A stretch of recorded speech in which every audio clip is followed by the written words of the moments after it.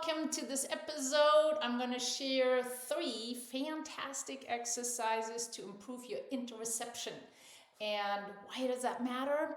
Well, our brain constantly predicts the world to keep us alive and safe. And to do so, it takes external information, but it also takes particularly internal information that matters in order to predict the world. And that internal information is, for example, our heart rate, how hungry we are, thirsty, what our body temperature is. So it takes all that in consideration, and that awareness, that sensation of those bodily information is what's called interoception. So that information is super important, and we can actually train to be better aware of those internal sensations. So for example, our heart rate.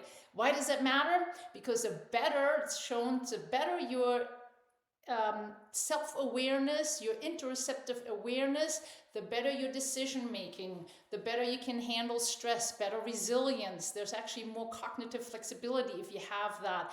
Also, in general, feeling a lot better because you can regulate better, right? So if you know your heart rate is up, and maybe not really for a good reason, because you might be stressed, you'll be able to recognize that and actually do exercise to calm your nervous system down.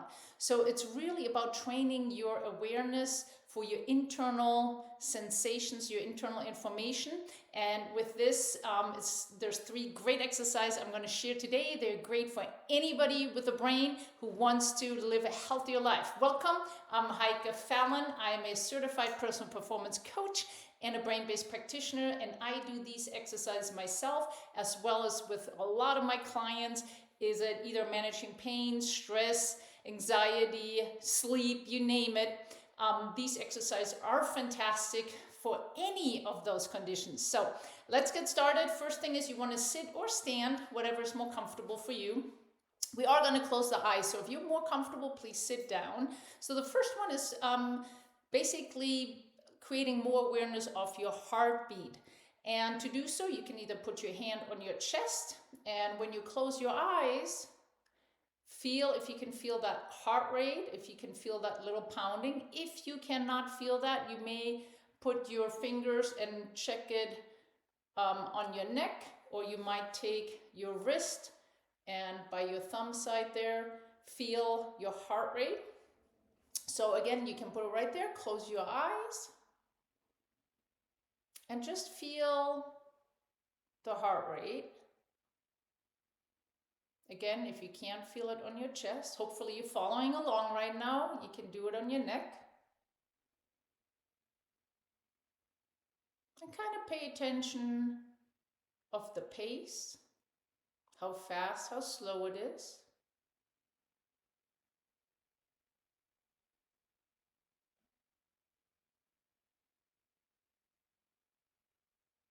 Going to do that for about 30 seconds.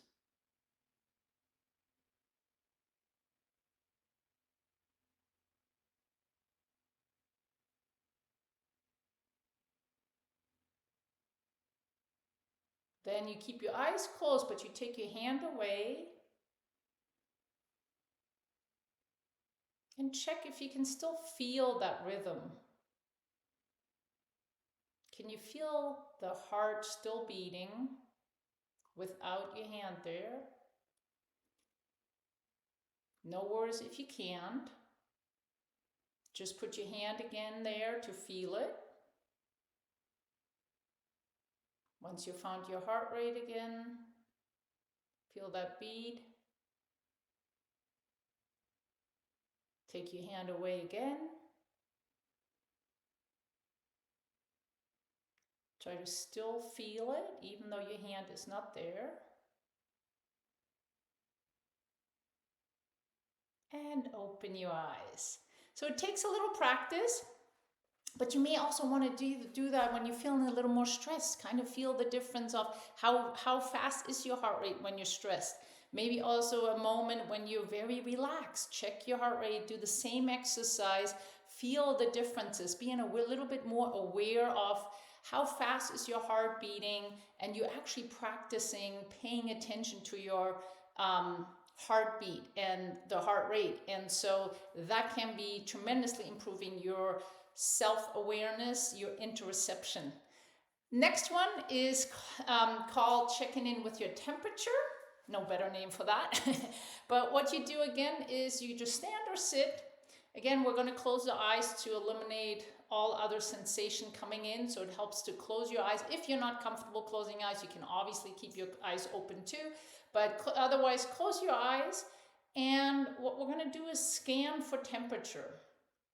So start with the feet. Kind of feel how cold, how warm they are. Then you're going to work your way up to your knees. How do they feel in comparison to your feet? Now check around your hips, your pelvis. Does that feel warmer than your knees and feet? Is there a difference?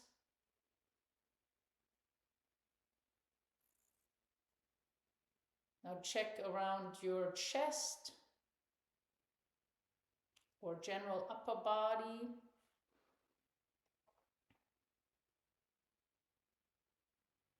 Now scan your arms. How are your arms compared to your core temperature? How you feel around your abdomen and your chest? How do your arms feel? How do your fingers feel? Your hands? Your fingers might be a little cooler. So is there a difference between your fingers, your elbows, your shoulder? So kind of scan through the body, detecting how your temperature is, and just gain awareness. That's all what it's about. Make sure you keep breathing.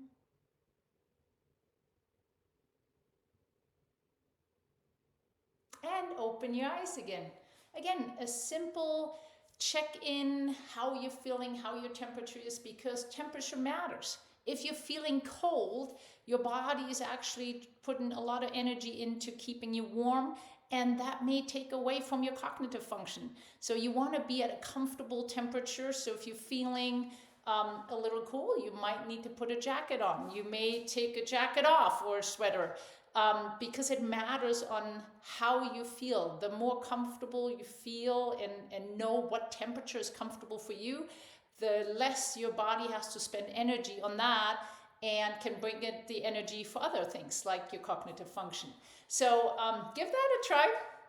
Last one I'm going to share is, again, seems very, very simple, but we often in our world just move really fast. We're on the go, we do things, and we take it for granted on how we're moving, that we are not bumping into things and where we are, but to actually really feel how we're moving, how our weight shifts, and what's happening when I'm just moving my arm can be really, really powerful if you really pay attention to that. So we're going to just use your arm. One arm, you can use two arms, but I would start right now with just the right arm. So just stand again or sit, that's fine. This time, close your eyes, eyes open, whatever is comfortable for you. But I recommend closing your eyes. Follow along with me if you feel comfortable with that. And all you're going to do is close your eyes, and you're going to slowly lift one arm, however far out to the side you feel comfortable. And as you slowly lift up, feel if there's a shift in weight, especially if you're standing. Is there a shift more onto your right sole of your right foot? What muscles do you may feel tensing? So I stopped holding it for a second, and then you may raise it up a little bit more, moving through it. Feel if there's a stretch. It really doesn't matter where your arm goes. I'm moving my arm back down. So kind of just feel what muscles are tensing up. Is there maybe a stretch feeling? Is there a shift in body weight over to one side? Is the torso more tensing up on the opposite side? I'm going to lift my arm up now on the front, up overhead. Feel the sensation in your arm, in your shoulder, in your fingers, in your upper body. How's the weight under your feet? How's your breathing?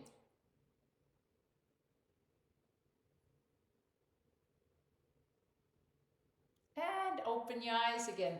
Again, these are things we take for granted, but we can actually practice them, get better at it, because when we, even moving your arm very slowly like this, the brain gets a more detailed map of where we are in space, and that can have tremendous impact on the overall well-being, but also in collecting better data from internal information, so from our interoception, so that we can predict better, because we're predicting all the time, unconsciously most of the time. So it's not that necessarily conscious, but you're predicting even watching this video right now. So with that said, hopefully you enjoyed this. Check out my other videos. There's a couple more great brain-based exercises. Until the next episode.